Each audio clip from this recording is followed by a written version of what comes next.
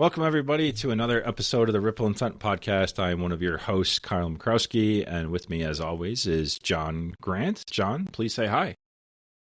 Hey, listeners. Kyle, thanks for remembering my last name there.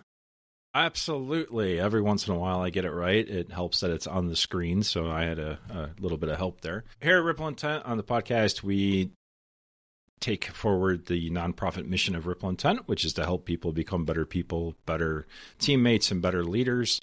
We do this through breakfast clubs and symposiums and all kinds of other things. But another way that we do that is we have conversations from time to time with really awesome people who make some tremendous ripples in their worlds. And today is, without a doubt, one of those people that I have known for a long, long time, a good friend of mine, Jami Momberger. She joins us all the way from Idaho. Welcome, Jami. Thank you for being here. Thank you. Sorry you couldn't get your regular guest. I'm happy to fill in. Absolutely. Well, I mean, we'll see how you hold up. Okay. But no, thanks for being here. We had the pleasure of working together many, many years ago. Like we were talking before we hit the record button here, we were chatting about how it was nice to find somebody else who is either just as crazy or just as sane.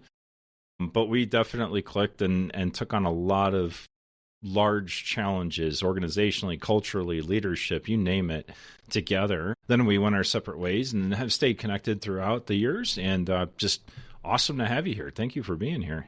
Thank you for thinking of me. This is going to be fun. I appreciate it. Absolutely. So why don't you give our folks just a little context? Who are you? What do you do?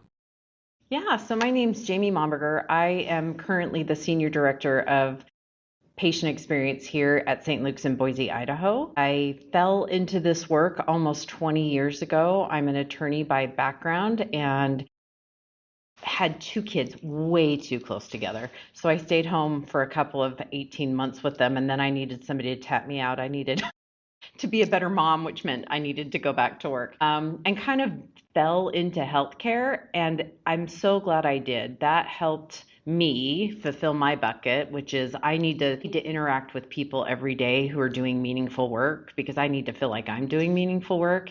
And falling into this idea of patient experience was really fortuitous for me. It really has been an interesting career. I've been able to develop programs at several organizations. And what I love about it is, so when I started 20 years ago, my current boss at the time was also the project manager, funny enough, Kyle, for our new 2 towers that we were building at the University of Utah. And she was very busy, and she'd been tasked with starting what was called the Exceptional Patient Experience Department. And she tapped me and said, "Hey, would you help me with this?" And I said, "Sure." And she was like, "Great, it's Exceptional Patient Experience. I'll be back in about a year. Can you figure that out?" And I was like, "Sure." As she's leaving the office, she kind of yelled over her shoulder and she's like, "It's not patient and family centered care." It is patient and family centered care. But at the time I was like Googling what the heck is patient experience, and decided that's all that was on the internet, patient and family centered care. So how do we think about this differently? And the way that I decided to think about it was through a leadership development lens. We've got to make sure we've got the right leaders in the right space to be able to hire the right people to do the right work. And that's how I've approached my work, which is a little bit different than maybe some other people have approached it. But it's really, it makes it more meaningful for me. And we've gotten to some really good, interesting spaces.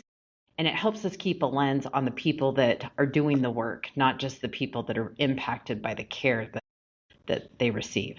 So for those of us not in healthcare, so you were tasked with figuring out patient experience.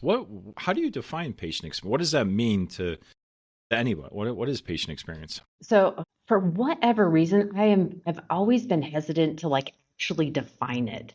Barrel Institute, which is a patient experience national institute, defines it by the sum of all interactions that a patient experiences. And the way I think about it is, even before a patient thinks that they need to access health care, they're starting to formulate some ideas about the care that they're going to receive, either through media or friends and family. So the continuum starts long before you walk in the front doors of a hospital or a doctor's office. And really, we want you to feel like we care about you enough that you never want to leave. You want to stay with us throughout your entire lifetime, through that continuum.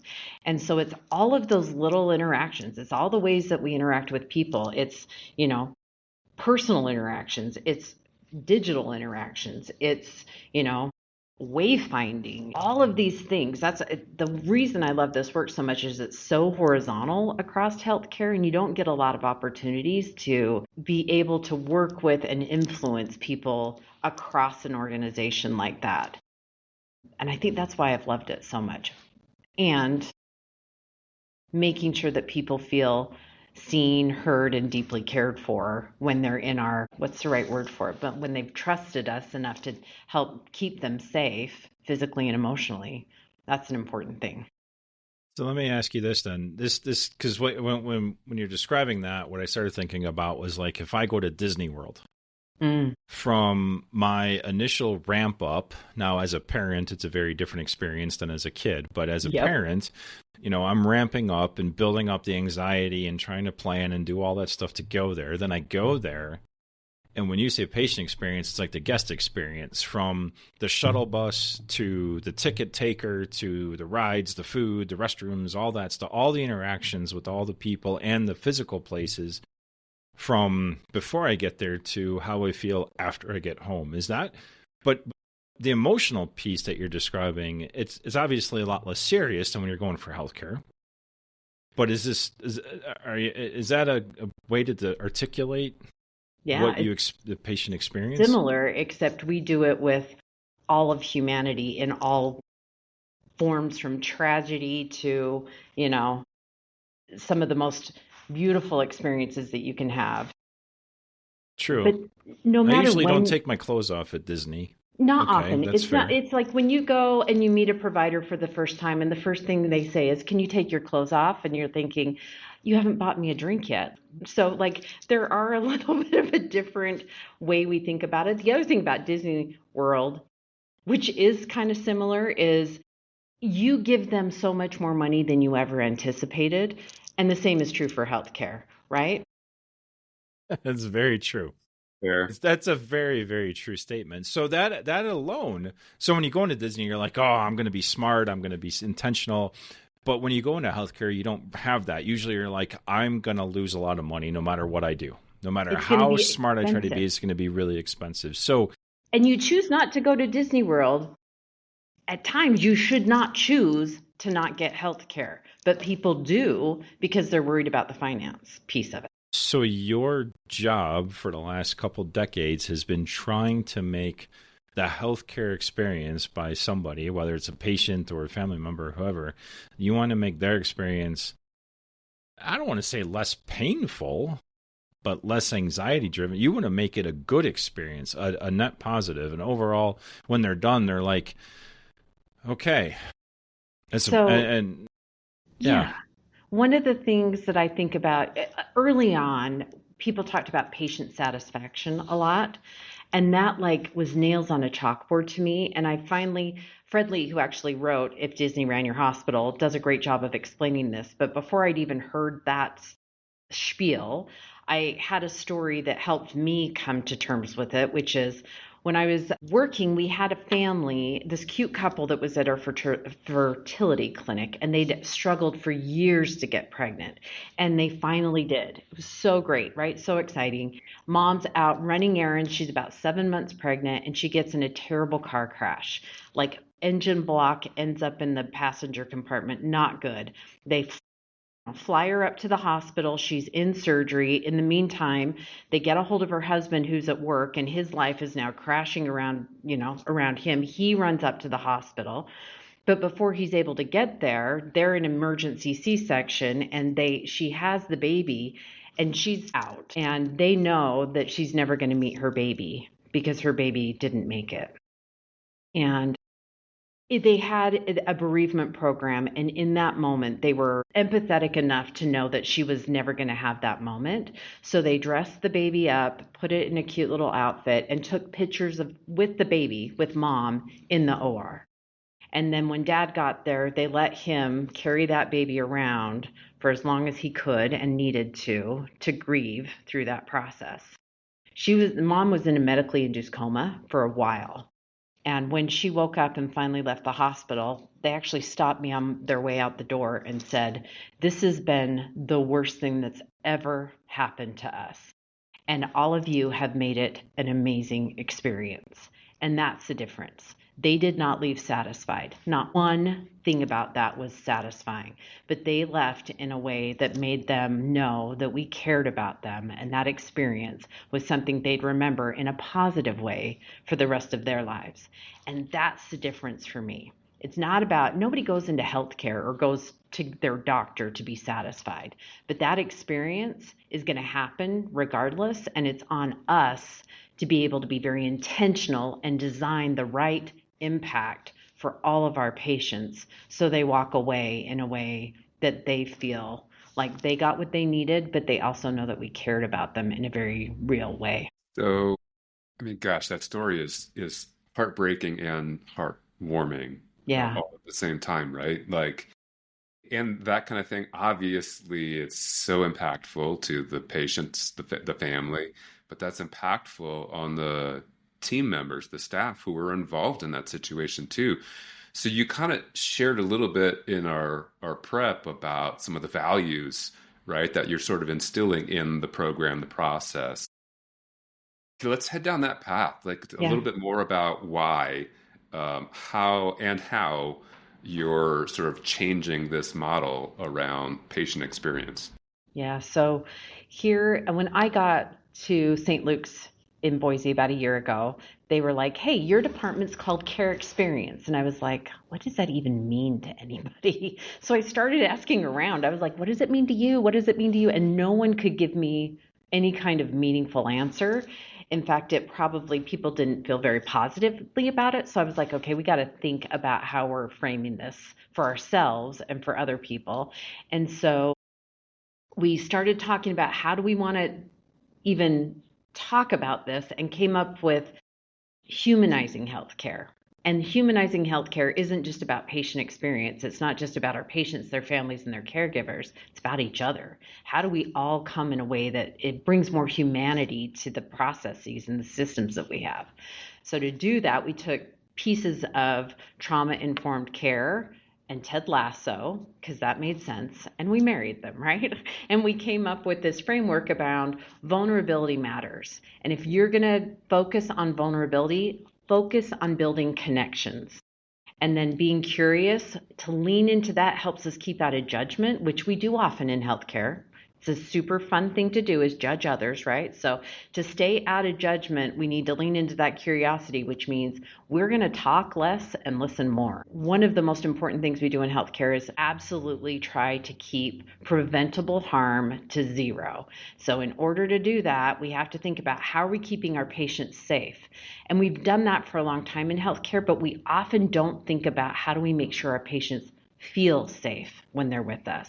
And so we're leaning into that a bit. And then the last piece of it is, of course, be kind. But what does that mean anymore? The incivility in this country is at a level I'd never thought we'd get to. So how do we do that in a place and time that's a little bit tough? And so we talk about how do we lead with empathy to make sure that we keep ourselves in the place that we need to be, so that we not only help people feel that we're being kind, but in return, they're kind to us. So that's the framework that we're working with, and we're still nascent in our journey on this. And I will say it's been interesting how responsive people have been to this kind of framework and this message. People are buying into it and really want to be a part of it. I had people when I got here, they warned me about this particular physician. They were like, "Oh my gosh, you will never, he's so blah, blah." And I was like, "Oh dear." So I actually trapped him from going into the bathroom one day. I think it's probably a good move, because then he was listening fairly intently. And I just explained to him really quickly what we wanted to do. And he was like, "Okay, we should talk more." And we've been talking, and he has been such an advocate for us in this with other physicians. So the message is really, I think it hits at the core in a way that's meaningful for people, because everybody wants to be able to do those things and everybody wants those in return. So building different processes into this humanizing healthcare framework has been pretty successful so far. All right, let's just start there. So process and human often don't go together, right? Although, yeah. So we were chatting a little bit about bedside handoff, which is a process that we do or should do in an inpatient setting, right? So if you're so dumb in that the down for a hospital, second.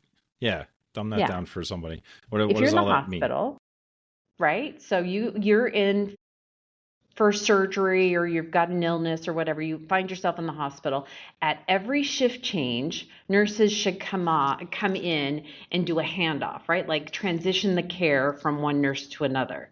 Well, you are part of that care. In fact, that's the only reason they have a job, is because the patient is in the bed. So having that interaction is critically important. And it's interesting, people have waxed and waned on whether or not this is a good process and what's important for to be involved in the process. And so sometimes that handoff happens out at the nurse's station. Sometimes it happens at the door of the patient room, and we talk about the patient. They can still hear us. It's the invisibility cloak and the silence cloak that we in healthcare think we have is hilarious. You get on an elevator and you're like, stop talking. But anyway, bedside handoff. So you're at the door side, or you go in and you maybe talk about it at the sink. You may get to the bedside, and when you do, you often have a conversation that sounds something like, hey, John, we are going to change it. Like, Kyle's coming in. He's going to take care of you for the next shift. We're just going to take a few minutes and talk about you. Is that okay? And you're like, sure, because what else are you going to say, right? And then we proceed to have a conversation that you may or may not understand, right? Using words that you may or may not know what they mean, because they teach you all sorts of cool words when you become a nurse or a physician, right? So, for example, a quick story. My dad had quadruple bypass surgery a couple of years ago, and I happened to be in his room during handoff. And I'm the big dork that was like, oh my gosh, I get a watch, right? Nobody else thinks that. And so I'm sitting on the couch with my mom, and the nurses walk in and they walk right up to his bedside. And I was like, oh, they're doing so good. And they introduced themselves, and then they backed up about 7 feet to the counter and leaned against the counter and had a very clinical conversation. Now, my dad's in the ICU. He wants to know what he needs to do to get better to go home. And they had this conversation. Everybody's leaning in, right? Trying to hear. And at one point they said something about, we removed his chest tube. And my dad said, no, you didn't. And the nurse said, yeah, we did. And then my dad argued with her, because that's who he is. And they went back and forth for like 5 seconds. No, you didn't. Yes, you did. No, you didn't. And I was like, from across the room, I'm like, you could look, right? I don't know. It's just an idea. So they went up to the bedside and looked at his chest tube that wasn't there. It was a drain. And they explained to him, okay, we removed the chest tube. This is a drain. This is what it's doing. And this is why it's still here. And then they backed up to the counter and continued their clinical conversation and were like, peace out. And I was like, great. So I said to my parents after they left, I said, okay, Dad, what do you understand in that? And he was like, I don't have a chest tube. And I was like, cool. So that was the one piece of information that he took away, because that was the one piece of information that they made sure he understood. And if you are the patient in the bed, you should have, and you have every right to have, every bit of information about you. It's been said, nothing about me without me. Absolutely true. That is where we need to be. So we're designing a different way to do bedside handoff, where you go in and have a conversation with the patient, and the oncoming nurse gets to listen to that conversation and interject questions, but the patient is part of the conversation as opposed to being talked about in the third person right next to you, which is not awkward. You should totally try it. This whole example that you're giving is just a small snippet of the awesome work that I've seen you do over the years, because what you are doing right now and what you're describing, and this is what I really want to dig into, because when you talk about the vulnerability, the judging others, the patient safety, being kind, there is a very structural event that takes place. Person A is in charge of your dad for 8 hours Person B is in charge of your dad for the next 8 hours. Person A has to transfer information about your dad to person B in order to allow person B to do their job.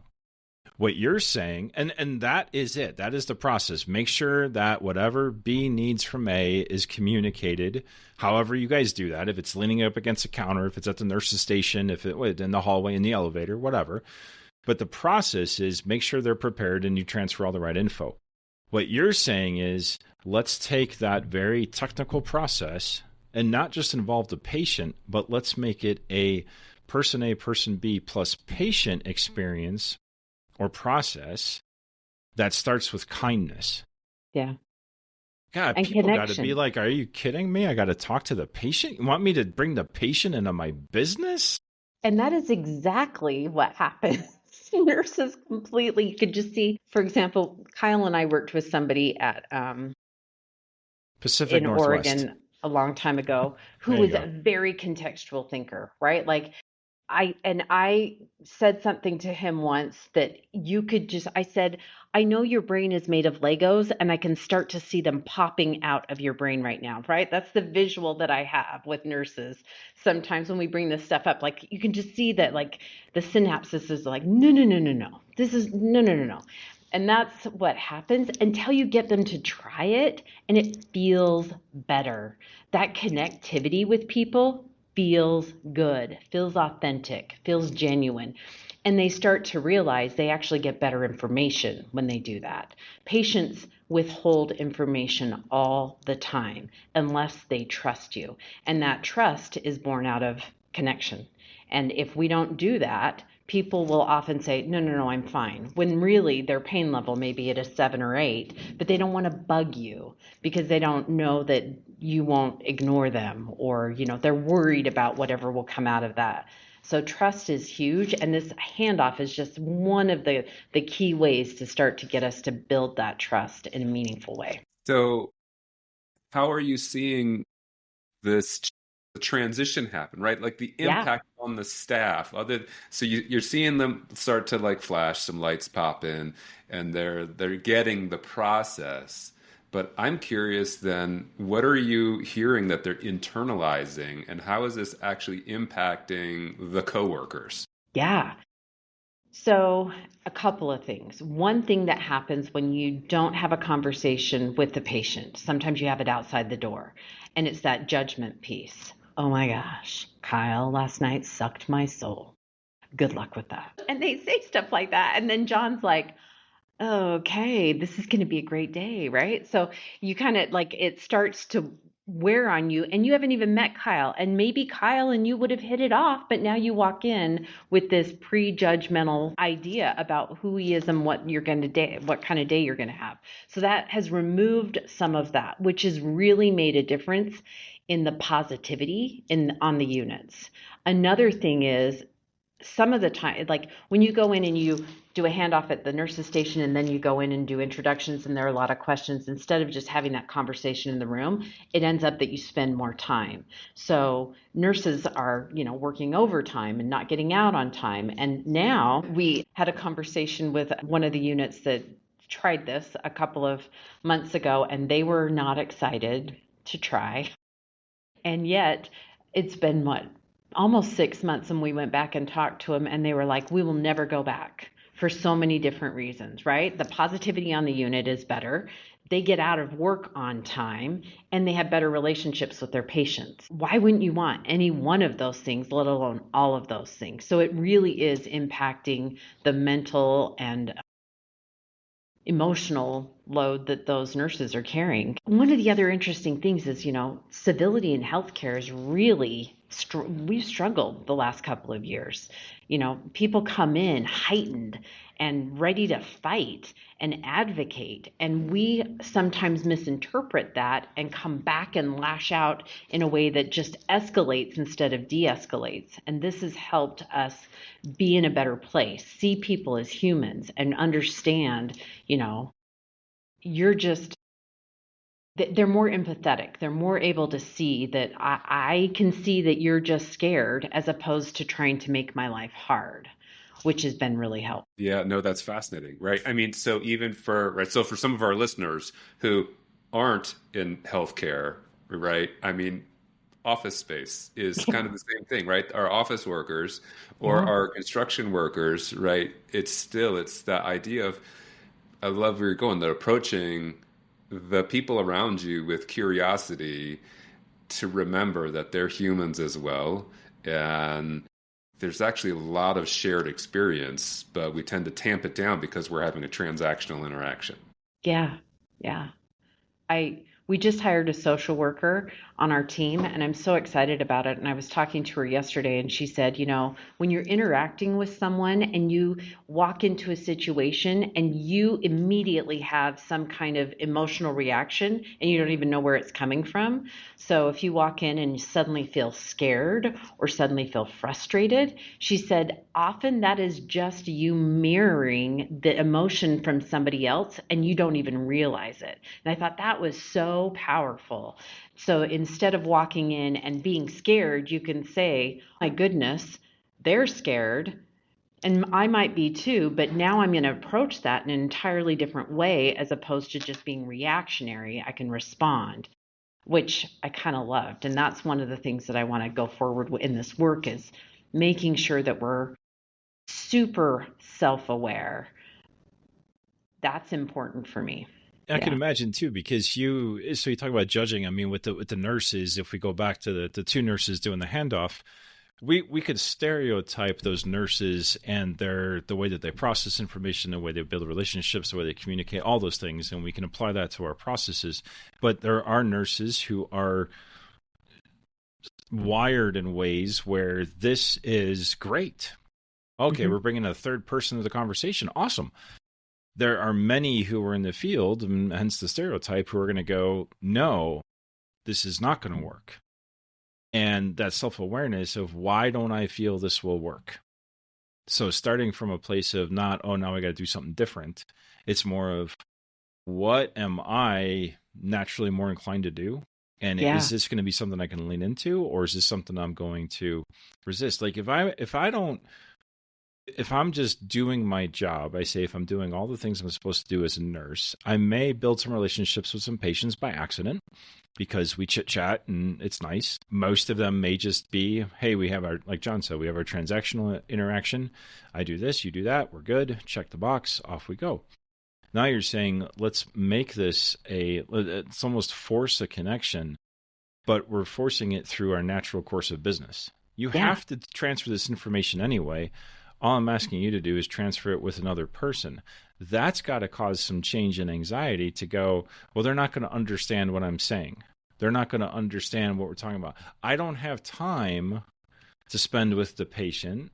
I can go through my technical jargon with the other nurse much faster than I can with the patient. Yep. But what you're saying is this probably will add time. However, the payback of that investment is tremendous. Yeah. So how do you get people to take that first step? Because I imagine, I mean, it's not just nurses, it's everybody. Everybody is resistant to change.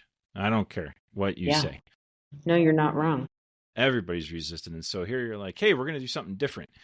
What would you say would be like the best guidance for somebody who's like, I know this in my heart, if we do this thing, it's going to be better for everybody. But I can't just seem to make anyone take the first step. What advice would you have? A couple of things came to my mind when you were talking about that. So we talk about the patient experience. We are never going to ask you to do one more thing.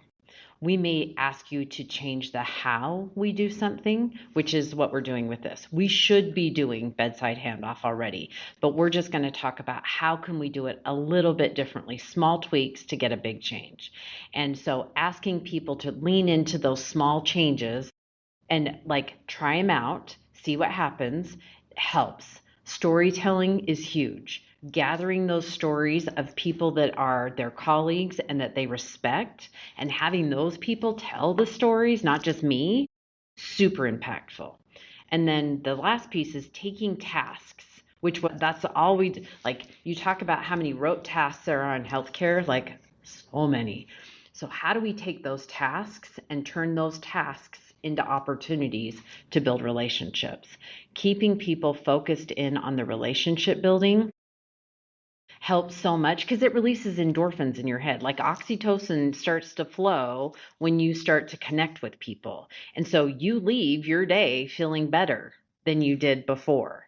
So those are the types of things that we try and lean into. Like this is the right thing to do, and it's the right thing to do for you too. So try it. Just try it. So you spend a lot of the time encouraging people, but you have this awesome superpower of getting people to understand or make that connection between process and people, the feeling of it. So you're like, initially people are like, okay, so, and this happens all the time. It's like, hey, we're going to change the process because it's going to be better for everybody. And most people roll their eyes and go, I've heard this line before.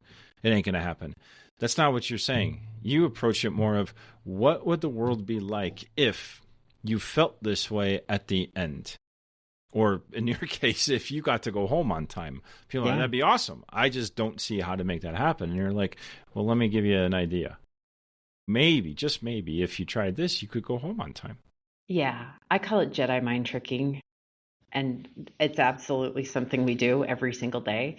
And it works really well, right? If you can have people come up with that and make it their own idea, awesome. It doesn't need to be my idea. But if I can plant that seed and you can grow it into your idea pretty quickly, that's where we're really going to get something to happen. So we do Jedi mind tricks all day long. Absolutely. No, you can. So part of that, you can twist that and go, well, it sounds like you're manipulating people. I mean, in the kindest ways. Just kidding. But even all joking aside, I don't hear it as manipulation. I hear it as you literally walking people down the path of connecting. Hear how as a person, you could be benefited from whatever it is we're talking about. Yeah. And that is so often where I think in the working world, especially, we miss. And it's very hard. It actually is very hard for most people to make that connection. It's always process A, process B, and which one is more efficient. And you're like, which one's going to feel better? Which one's going to impact us as people more so? And most people look at you and can't answer that question. And they need that help and that guidance to walk them to that conclusion. You call it Jedi mind trick, and I think it's a heck of a lot more in the lines of like mentoring, awareness, facilitation, support. You might know the outcome, but getting them there, oh man, that's a superpower. Oh, thanks. It's what I love about my job too, right? That's the point. That seeing people connect the dots is the best endorphin release for me as well. So it's a little self-serving, but it makes the work better, and it really does. It feels good for me too. I mean, honestly. Yeah. Well, I mean, just hearing you talk about it, you can hear the passion behind and the excitement behind what you do. And so the fact that you've been doing it for so long, continue to do that work. Yeah, it's got to make you feel good. Yeah. You said something earlier too that made me laugh. I was thinking, intentionality is so important. We talk about being intentional, but a lot of people come to things well-intentioned, which they think is enough, and they think that's the right thing to do. But it often gets you to a place where you didn't expect, right? Your impact doesn't match your intent. So we talk a lot about designing intentionally what the work and the process and how we feel and how we want to make other people feel through that process to get to a designed impact. Because like, how many of you got up today and were like, I'm bringing my C game. Maybe I can make somebody cry. I hope that's not what happens. But what gets in your way from the time you get out of bed and your feet hit the floor until you walk through, whatever door you go through to go to work? A lot of things. Your cat throws up. Your kids are always amazing. They line up at the door with their shoes on, dangling your keys, ready to go, right? Like, no, things get in the way. Coffee. Right, they Mom? got the coffee, right? I'm so excited for you. Yeah, things get in the way, which wear down our ability to be well-intentioned. So building standard processes, which I think are really important. Standardization builds consistency, which takes away surprises, and surprises in healthcare aren't usually welcome. So building that consistency is important, and designing that impact through intentionality is really important. But to your point, it does not strip away the humanity. We, in fact, want to make sure it's infused with the humanity. So building processes is not just about building structure, but it's about making sure you design the emotional impacts that you have along the way. I think I'm going to steal that phrase, that designed impact.